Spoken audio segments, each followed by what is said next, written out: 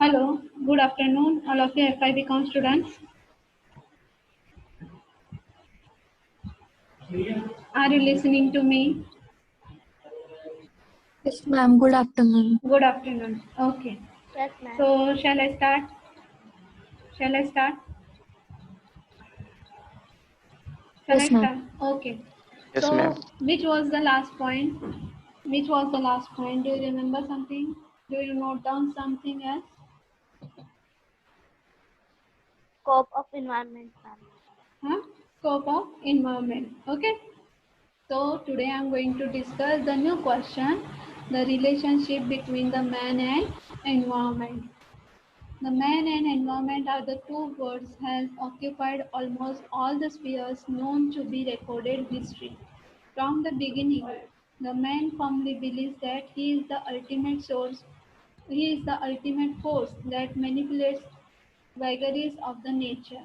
The number of man's attempt to conquer natural processes have boomeranged on him and at the times leading to irreversible and immense irreparable damage to nature.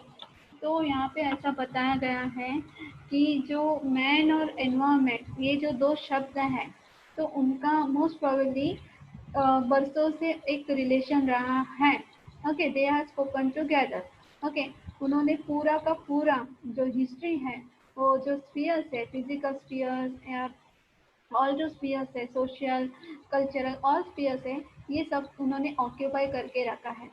तो जब हम पास की बात करें तो पास से ही कि मैं जो इंसान है वो सोचते आ रहे हैं कि उसको वो जो हमारे ये जो धरती है, हमारी जो दुनिया है, तो उसमें वो हम जिस तरह जानते हैं या सभी मानते हैं कि इंसान एक सामाजिक प्राणी है, तो इसके हिसाब से उसका इंटेलेक्चुअल पावर ज़्यादा है, तो इसके हिसाब से वो ज़्यादा से ज़्यादा जितना भी नेचुरल रिसोर्सेज है उसको ज़्यादा से ज़्यादा एक्सप्लोर करने की कोशिश कर रहा है और उसको ज़्यादा से ज़्यादा इस्तेमाल करने की कोशिश कर रहा है। तो इसका प्रॉब्लम क्या होता है कि जितना ज़्यादा वो इस्तेमाल करता है, जितना ज़्यादा नुकसान वो हो जाता है, उल्टा घूम फिर के वो नुकसान उसी के पास पहुंच जाता है।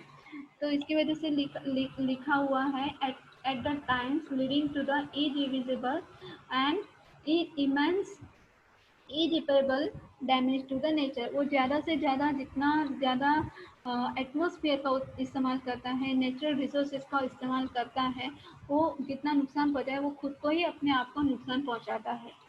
Okay, the number of activities and invention have contributed for the better living in the number respect। कि जैसे जैसे उसकी जो एक्टिविटीज़ है और उसके जो इन्वेंशंस है, इंसान के जो इन्वेंशंस है, तो उसने क्या किया, वो इन्वेंशन और एक्टिविटीज़ का क्या मतलब हुआ कि उसको वो बेटर लाइफ जी सके। फॉर एग्जांपल, तो जब हम सिंपल एग्जाम ले लेते तो मोबाइल फ़ोन्स नहीं थे। जब पहले मोबाइल फ़ोन्स नहीं थे तो सबसे पहले हम पत्र व्यवहार ऐसा वगैरह पत्र व्यवहार से सब कुछ बातें होती रहती थी।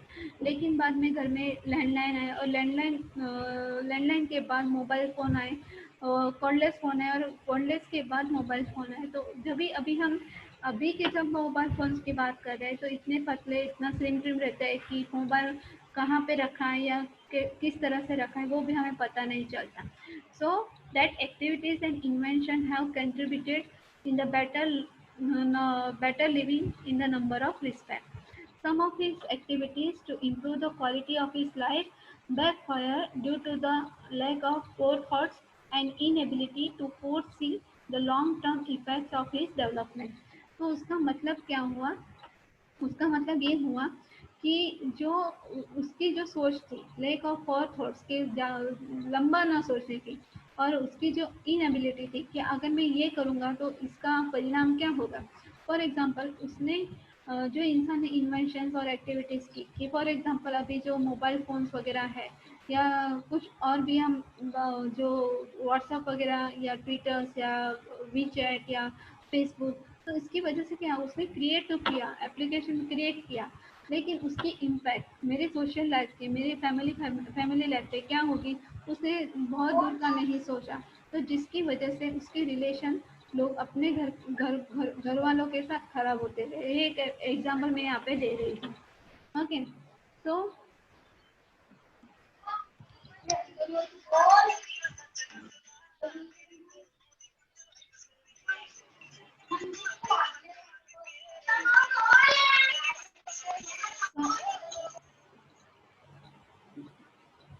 सो यहाँ पे हमें दिखाई दे रहा है कि because of this problem face by him such environmental pollutions, acid rain, ozone depletion, green house effect, health hazards, etc. that it occurs. The population explosion forcing industrialization has caused the degradation of its environment. कि उसने जो inventions वगैरह के उसकी जो activities है, जो man की एक्टिविटीज़ है, तो सबसे पहले होता है पॉल्यूशन। तो पॉल्यूशन 3-4 टाइप के होते हैं, air pollution, noise pollution, then water pollution, okay, land pollution. जो इस टाइप के पॉल्यूशन होते हैं उसकी वजह से जितना ज़्यादा उसने इस्तेमाल किया उतना ज़्यादा उसको नुकसान हुआ। Then acid rain, ozone depletion means ozone layer में जो दरारें होती चली जा रही है, जिसकी वजह से हमें आजकल अभी गर्मी का एहसास ज़्यादा होने लगा है, उसका भी इम्पैक्ट हमें दिखाई देता है। देन ग्रीन हाउस इफेक्ट, और ये सब प्रॉब्लम क्रिएट कर रहे हैं तो उसकी वजह से उसकी हेल्थ भी, तो उसके जो तंदुरुस्ती है, जो इंसान की जो तंदुरुस्ती है वो अपनी तंदुरुस्ती खो बैठा है। तो इसकी वजह से क्या हो रहा है कि जितना ज़्यादा वो इन्वेंशन करता है, जितना ज़्यादा वो एक्टिविटीज़ करता है, तो एक तरफ से वो, एक हाथ से वो इन्वेंशन कर रहा है, एक हाथ से वो एक्टिविटीज़ कर रहा है, नई नई बेटर लाइफ के लिए सोच रहा है कैसी ज़िंदगी बिताई जाए, और दूसरी तरफ से वो अपना जो तंदुरुस्ती है वो अपना खोए जा रहा है। The present changes in the quality of environment and its adverse effect on the man are attributed to the number of factors and approaches are only the way to rectify the present situation. तो इसका मतलब ये हुआ कि जितना उसने present situation में कि प्रेजेंट जो अपना जो एनवायरनमेंट है उसकी क्वालिटी में जितना चेंज लाने की कोशिश की है, तो उसकी जो इम्पैक्ट हो, तो उसके इम्पैक्ट हमें उसकी लाइफ में, सोशल लाइफ में, रिलेटेड टू उसकी हेल्थ, रिलेटेड टू उसके रिलेशंस, वहाँ पे हमें सब जगह यहाँ पे दिखाई देती है। At the national and international level the government activities play an important role. तो इस प्रॉब्लम का सॉल्यूशन लाने के लिए तो नेशनल लेवल पे और इंटरनेशनल लेवल पे कुछ स्टेप्स लिए जाते हैं जो गवर्नमेंट करती है कि क्या करना चाहिए और क्या नहीं करना चाहिए।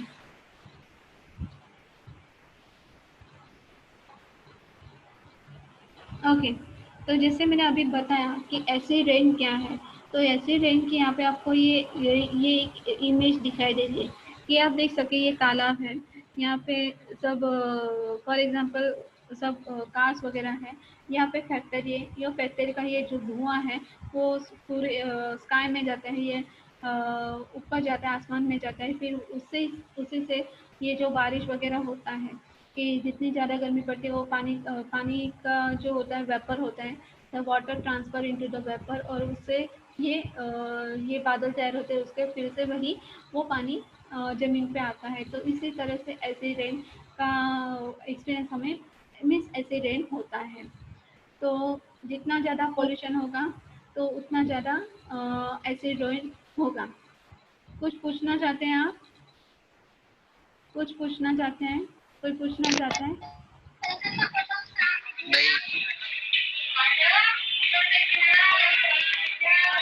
ऑडियो म्यूट कीजिए प्लीज।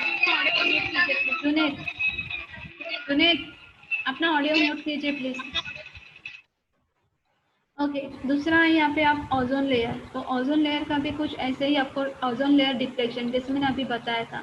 तो ओजोन लेयर का जो फॉर एग्जांपल हमारा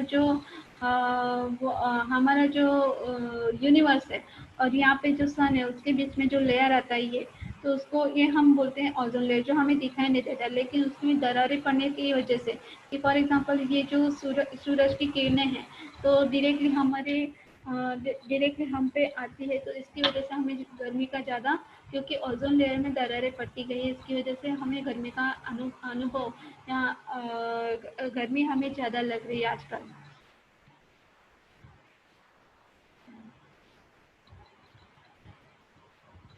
अभी ये देखिए ग्रीन हाउस इफेक्ट। जैसे मैं आपको पीपीटी आपके मोबाइल पे भेजूंगी तो आपको ये क्लियर दिखाई देगा कि ग्रीन हाउस इफेक्ट यहाँ पे जो शब्द लिखे हुए हैं वो ज़्यादातर क्लियर मुझे दिखाई नहीं दे रहे हैं, लेकिन आपको जैसे ही मैं पीपीटी भेजूंगी आप अपने मोबाइल पे ये इमेज अच्छी तरह से देख सकते हैं। ठीक है,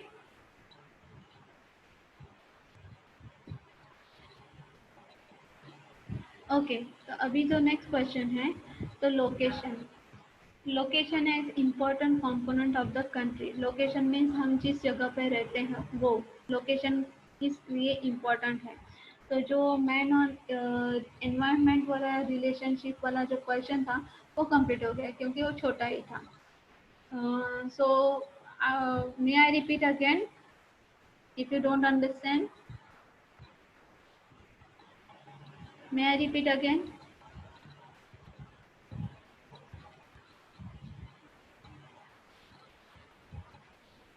May I repeat again? Yes or no?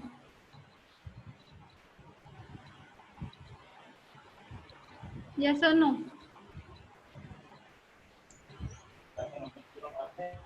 Okay, so let's talk about the components.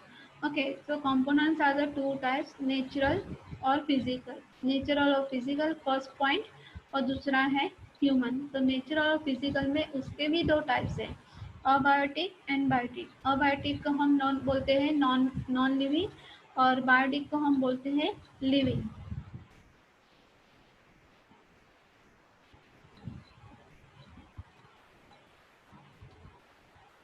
Okay, तो अबायोटिक और नॉन लिविंग जो कंपोनेंट है उसमें क्या पॉइंट्स है वो हम देखने वाले हैं। तो फर्स्ट है लोकेशन, देन दूसरा है टोपोग्राफी, तीसरा है क्लाइमेट, चौथा है साइज एंड शेप, पांचवा है कोस्टलाइंस, छठवां है मिनरल्स और सातवां है सॉइल। और बायोटिक और लिविंग में क्या आता है, natural vegetation and animals. Okay, so here I am talking about the location is an important component of the country. Which are the important components of the country? तो ये सब उसके नाम दिए हैं। तो सबसे पहला आता है अभी, now we are going to talk about all these points, 6 or 7 points into the detail, 8 points. Okay, the first point is location. It is a biotic component. Okay, अभी हम location की बात करेंगे। So location means the term location has been used in the geography since early days of Romans and Greeks. तो location ये शब्द कहाँ से आया? तो लोकेशन ये शब्द जियोग्राफी, जैसे हम ज्योग्राफी पढ़ते हैं तो ज्योग्राफी में रोमन और ग्रीक जो पीपल थे उन्होंने ये टर्म ढूंढ के निकाला है location. The location has a primarily influence on the climate, कि जिस तरह का लोकेशन होता है इसकी इम्पैक्ट उसके क्लाइमेट पे दिखाई देती है।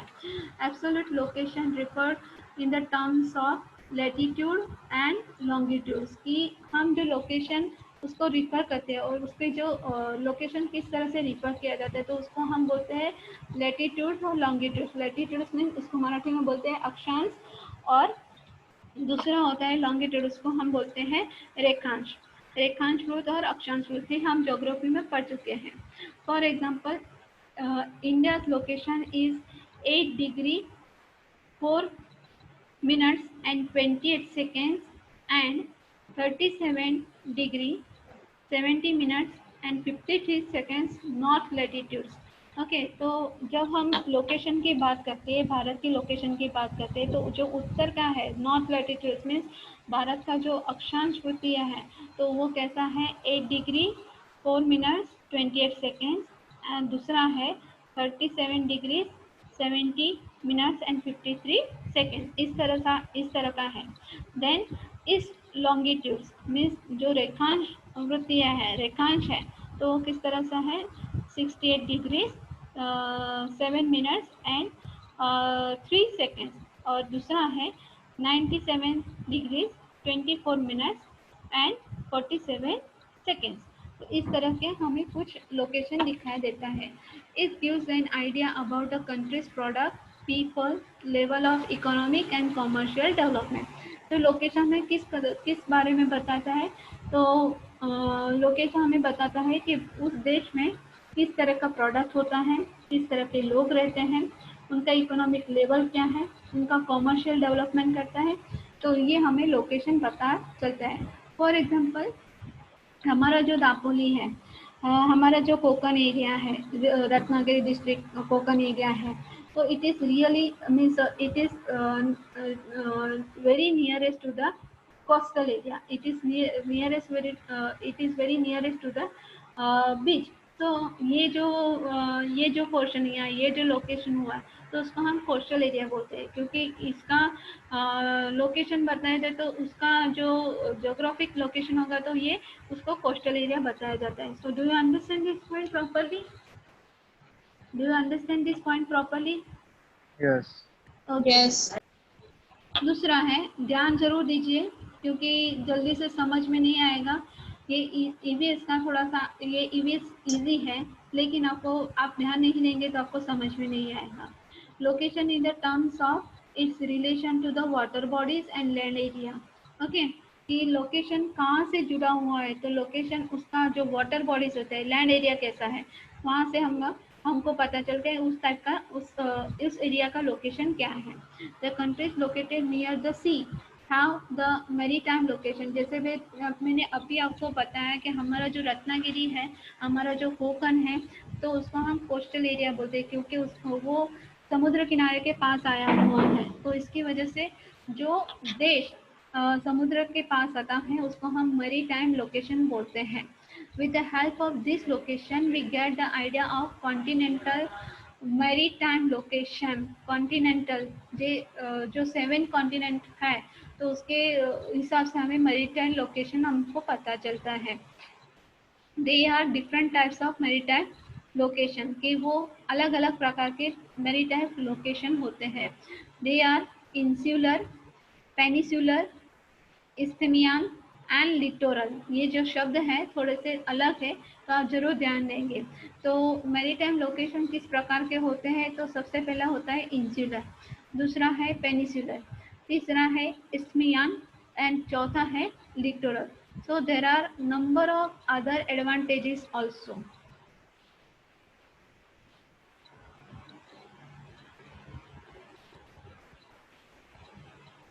Okay, so next point is continental location. Continental location मतलब क्या? The countries which are located away from the sea in the interior parts of the continent have continental location. मैंने अभी आपको बताया कि लोकेशन अलग अलग प्रकार के होते हैं, तो उसमें कॉन्टिनेंटल लोकेशन मतलब क्या? जो कंट्री में जो देश समुद्र के पास आया हुआ है, लेकिन जो समुद्र के अंदर के भाग में उसका जो समुद्र से रास्ता निकलता है, समुद्र के पास है लेकिन थोड़ा दूर है, समुद्र से थोड़ा दूर है, दूरी के अंतर पे है, तो उसको हम बोलते हैं continental location. For example Afghanistan, Mongolia, Poland etcetera. Okay, then extreme climate of these continental countries affect the productive effects. कि यहाँ पे हमको एक एग्जांपल दिए गए हैं कि जैसे फॉर एग्जांपल कौन से कॉन्टिनेंटल लोकेशंस में कौन सी कंट्री आती है. तो पहला है अफगानिस्तान, दूसरा है दूसरा है मंगोलिया और तीसरा है पोलैंड. तो इसका जो क्लाइमेट रहता है उसका क्लाइमेट उसी हिसाब से रहता है, कॉन्टिनेंटल प्रोडक्ट के हिसाब से ही रहता है, क्योंकि वो समुद्र के पास तो है लेकिन समुद्र के इतने पास भी नहीं कि फॉर एग्जांपल अगर आप घर से बाहर निकलो तो आपको सामने समुद्र का किनारा दिखाई दे. फॉर एग्जांपल अभी हमारा जो दापोली है वो समुद्र से थोड़ा दूर है. एम आई राइट? Yes, ma'am. ओके. और जो मुरुड है वो बिल्कुल जो मुरुड है जो बिल्कुल समुद्र के पास है. तो जो पहला पॉइंट था, ओके, ये हमने ये देखा कि location in the terms of relation to water bodies and land area, तो ये जो मुरुड वगैरह है तो इस लोकेशन में आएगा. और जो दापोली है, तो अभी जो मैं पॉइंट डिस्कस कर रही हूँ कंटिनेंटल लोकेशन, तो दापोली हमारा समुद्र से थोड़ा सा दूर है तो उसको हम बोलते हैं जस्ट कॉन्टिनेंटल लोकेशन. समझ में आया क्या? समझ में आया? Do you understand? Yes, ma'am. Yes, ma'am. Then next point is location in relation to transport lines. Okay, अभी location relation to transport line, तो location में भी transport line से जुड़ा हुआ location किस प्रकार का होता है वो हम देखने वाले हैं. There are two types of location in the relation to transport. The first is focal location and second is portal location. तो ये आपको यहाँ पे समझ में आएगा कि बाबा ये जो लोकेशन है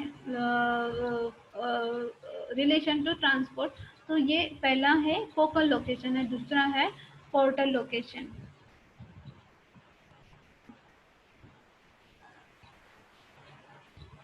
सो फोकल लोकेशन मतलब क्या? तो फोकल लोकेशन का मतलब होता है whenever two or more than two trade routes cross, it is said that the focal location. For example, Chicago in US, Thane, Pune, Ahmednagar, Kolhapur and Mumbai in Maharashtra. कि जब भी जो ट्रेड या मीन्स व्यापार के लिए जो दो रूट एक दूसरे से क्रॉस होते हैं तो उसको हम फोकल लोकेशन बोलते हैं. I will repeat the sentence again कि कोई भी जो कंट्री हो या कोई दो देश हो या कोई दो राज्य हो, तो जो एक ही रूट जो इस्तेमाल करते हैं एक दूसरे से क्रॉस होता है व्यापार की वजह से, तो उसको हम फोकल लोकेशन बोलते हैं. तो यूएसए में है शिकागो और दूसरा है यहाँ पे जो हमारे इंडिया का दिया हुआ है वो थाने है, पुणे है, अहमदनगर है, कोल्हापुर है, मुंबई है और मुंबई. ये जो 5 प्लेसेस दिए गए महाराष्ट्र के फोकल लोकेशंस है. The focal location is the best location for the development of manufacturing industries and trade since the two roads and railway cross each other. यहाँ पे आपको बताया गया है कि आपको समझ में आएगा कि फोकल लोकेशन में जो लोकेशन होता है तो वहाँ पे जो डेवलपमेंट होती है मैन्युफैक्चरिंग इंडस्ट्रीज ट्रेड वगैरह, वो एक ही जगह पे जहाँ पे दो रोड एक साथ जाते हैं या रेलवे एक दूसरे को क्रॉस कर रही है, वहाँ पे आपको ये फोकल लोकेशन दिखाई देगा. The Thane is the best example of the focal location. It was just an ordinary village but now it becomes an important industrial and trade center of India. तो थाने जो है जो पहले एक छोटा सा गांव था, लेकिन अभी वो क्या बन चुका है, एक इंडस्ट्री और ट्रेड सेंटर बन चुका है, क्योंकि थाने में ज़्यादा से ज़्यादा इंडस्ट्री हमको अभी दिखाई दे रही है. क्योंकि जैसे फोकल लोकेशन मतलब क्या कि जहाँ जिस जगह पे दो रोड्स और दो रेलवे क्रॉस ईच अदर और जहाँ पे डेवलपमेंट होता है उसको हम बोलते हैं फोकल लोकेशन. इंडस्ट्रियल डेवलपमेंट ज़्यादा होता है, मैन्युफैक्चरिंग इंडस्ट्री ज़्यादा होती है, तो उसको हम बोलते हैं focal location. Do you understand this point properly? Yes, ma'am. Yes, ma'am. Okay. तो अभी तक मैं एक फिर से एक मेरा ये पैटर्न ही है कि ये मैंने पूरा आपको पढ़ा दिया, तो मैं फिर से आपको पूछना चाहूँगी कि आपको यहाँ पे कोई भी प्रॉब्लम है तो आप मुझे बता सकते हैं, तो मैं फिर से आपको वही पॉइंट आपको एक्सप्लेन करूँगी. जब तक आपको ये समझ में नहीं आएगा मैं आगे जाने वाली नहीं हूँ. अभी का जो आगे का जो क्वेश्चन था मैं आपको एक मिनट स्लाइड दिखाती हूँ.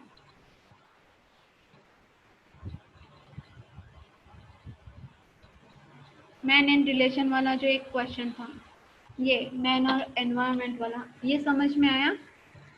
ये पॉइंट समझ में आया आपको?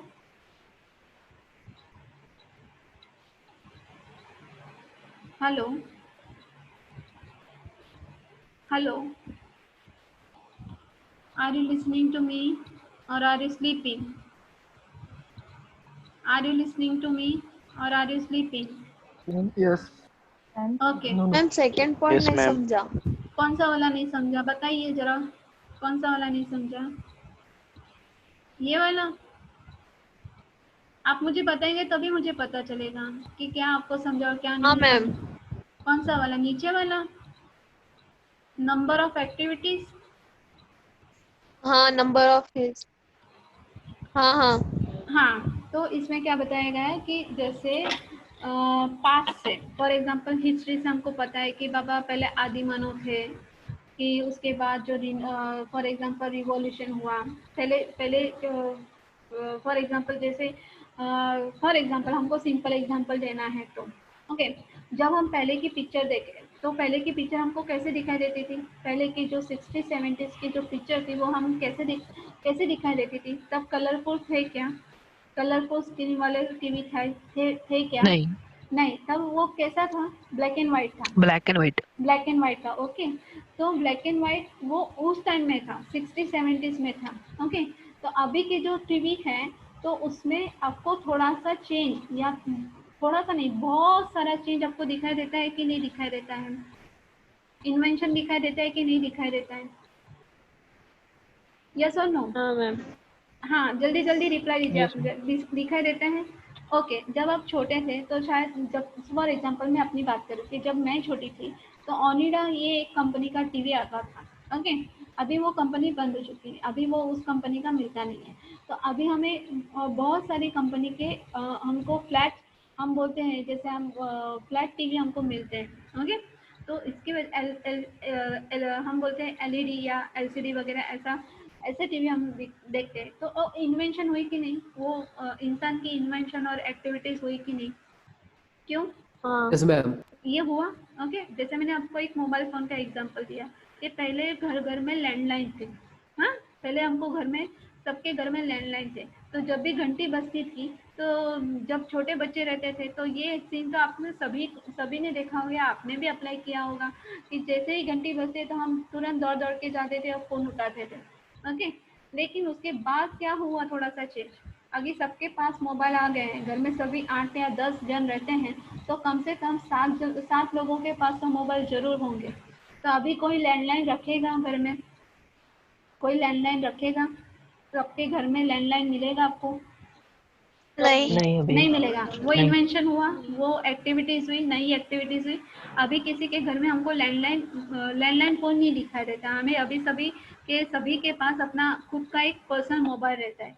तो इसकी वजह से, ये इन्वेंशन की वजह से उसको क्या हुआ कि जितना ज़्यादा वो इन्वेंशन करता है इंसान, जितना ज़्यादा एक्टिविटीज़ करता है, तो उससे उसको ही खुद को ही नुकसान पहुंचता है, खुद को ही नुकसान पहुंचता है कि वो कभी आगे का नहीं सोचता है। फॉर एग्जांपल इंडस्ट्री, अगर वहाँ पे किसी जगह किसी जगह की कोई इंडस्ट्री है तो वो जो इंडस्ट्री का जो हो, फॉर एग्जांपल वो इंडस्ट्री का जो धुआं वगैरह होता है तो it mix up into the air, उसकी उसकी वजह से क्या होता है, एयर पोल्यूशन होता है।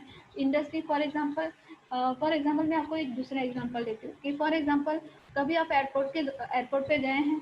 एयरपोर्ट पे गए हैं कभी? एयरपोर्ट देखा है आपने कभी? हाँ हाँ मैम। ओके। तो एयरपोर्ट पे जब हम जाते हैं तो वहाँ पे ज़्यादा से ज़्यादा कौन सा पॉल्यूशन हमको दिखाई देता है? कौन सा पॉल्यूशन दिखाई देता है? कौन सा पॉल्यूशन का एक्सपीरियंस हम करते हैं? Noise pollution. Noise pollution, obviously, क्योंकि हम एयर पोल्यूशन है। हाँ, एयर पोल्यूशन बाद में आता है लेकिन नॉइस पोल्यूशन ज़्यादा रहता है। तो जिसकी वजह से जो एरिया है, एयरपोर्ट के जो आजू बाजू के जो एरिया है, तो वो लोगों को कुछ ना कुछ तो प्रॉब्लम जरूर, हेल्थ से रिलेटेड कुछ ना कुछ तो प्रॉब्लम जरूर होते होंगे, क्योंकि इतनी आवाज़ सहन करने की कैपेसिटी हम में नहीं है। तो इसकी वजह से उनको कुछ ना कुछ तो प्रॉब्लम होते होंगे, वो long time, after long time हमें दिखाई देते हैं। So do you understand? Okay, अभी आप मुझे एक बताइए कि हमारा जो दापोली का जो एटमॉस्फेयर, वो कितना काम एंड सुटेबल है, बराबर, हमारी हेल्थ के लिए। लेकिन जब भी हम मुंबई जाते हैं या किसी और सिटी में जाते हैं तो हमें ये एक्सपीरियंस जल्दी से होता है या महसूस ज़रूर होता है, क्योंकि पॉल्यूशन की वजह से। For example Mumbai is the most polluted city, okay, क्योंकि वहाँ पे लोक संख्या ज़्यादा है तो पॉल्यूशन भी ज़्यादा है। तो इसकी वजह से हमें ये डिफरेंस तुरंत दिखाई देता है। दिखाई देता है कि नहीं दिखाई देता है? दिखाई देता है कि नहीं दिखाई देता है? देता है दिखाई। दिखाई देता है, ओके। दूसरा एक एग्जांपल, सिंपल एग्जांपल लेना है, ओके। फॉर एग्जांपल आपके पास टू व्हीलर है, टू व्हीलर है आपके पास, ओके। आपको बाजार जाना है, पहले आपके पास टू व्हीलर नहीं था तो आप चल के भी जाते थे या लिस्ट बना के एक बार सब सामान लेके आते थे। तो अभी आपके पास टू व्हीलर है, अभी एक फॉर एग्जांपल कोई चीज़ भूल गए हैं आप, ओके। हाँ, कोई बात नहीं, मेरे पास गाड़ी है, मैं फिर से जाके आता हूँ या मैं फिर से जाके आती हूँ। That is the thing, that is the thing. तो इसकी वजह से क्या हुआ, आपकी चलने की जो एक्सरसाइज थी, जो आपकी एक्टिविटीज थी, वो कम हो गई। आपको आदत किसकी लगी? टू व्हीलर की आदत लगी। अंडरस्टैंड? अंडरस्टैंड? Yes, ma'am. जितना हम ज़्यादा चलते हैं, जितना ज़्यादा हम एक्सरसाइज करते हैं, जितना ज़्यादा हम एक्सरसाइज वाला काम करते हैं, घर में भी काम करते हैं, तो इसकी वजह से क्या होता है, हमारी हेल्थ अच्छी रहती है। हमारी हेल्थ अच्छी रहती है। अच्छी रहती है कि नहीं रहती है? Number of activities and invention, health अच्छी रहती है कि नहीं रहती है? यस और नो?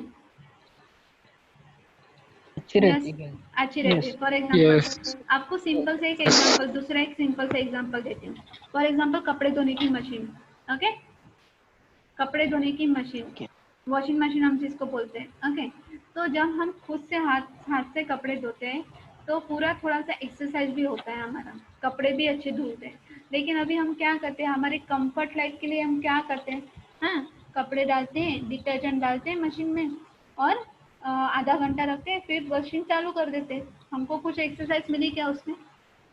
जो कपड़े धोते हैं उनको नहीं, उसमें कुछ भी एक्सरसाइज हमारी नहीं हुई, या हमारा कुछ भी हलन चलन नहीं हुआ, हमारा बॉडी का कुछ भी हलन चलन नहीं हुआ। तो जिसकी वजह से क्या करें, हमारा फैट, फॉर एग्जांपल जितना हम खाते हैं उसको हम बर्न नहीं करते।